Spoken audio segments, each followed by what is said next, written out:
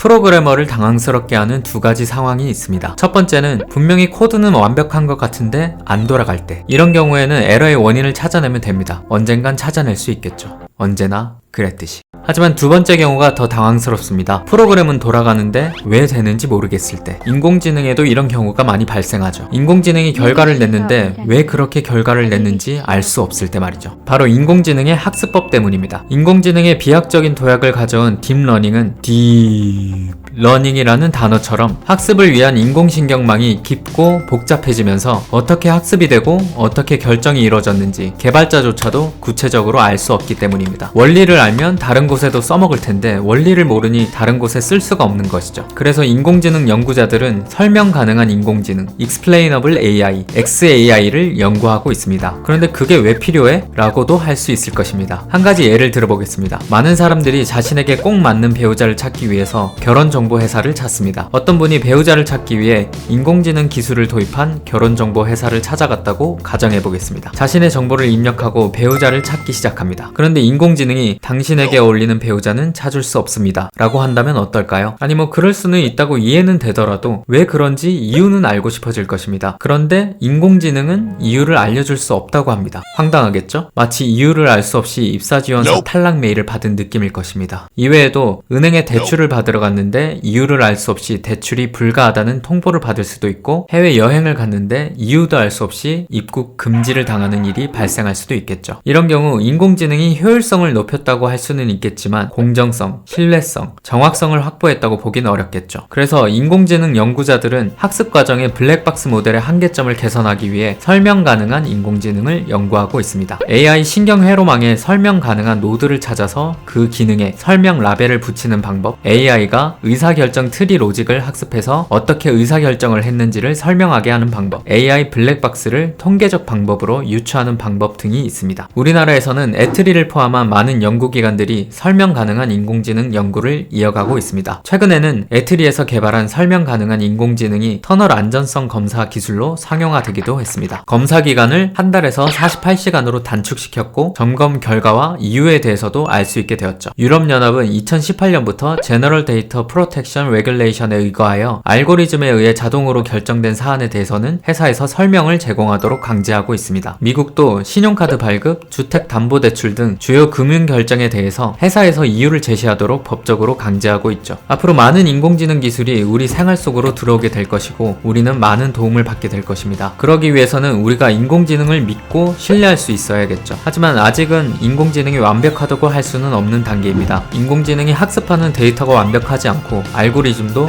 완벽하다고 할 수 없기 때문이죠. 인공지능이 우리의 일상으로 들어오려면 아직 많은 연구가 필요합니다. 이처럼 인공지능은 아직 우리가 생각하는 지능의 단계에 이르지는 못했습니다. 하지만 특정 부분에서는 인간을 넘어서고 있기도 합니다. 미래학자 레이 커즈와일은 2045년쯤 인공지능이 인간을 뛰어넘는 특이점이 올 것이라고 보고 있죠. 인공지능의 특이점이 온다면 우리의 세상은 어떻게 달라져 있을까요?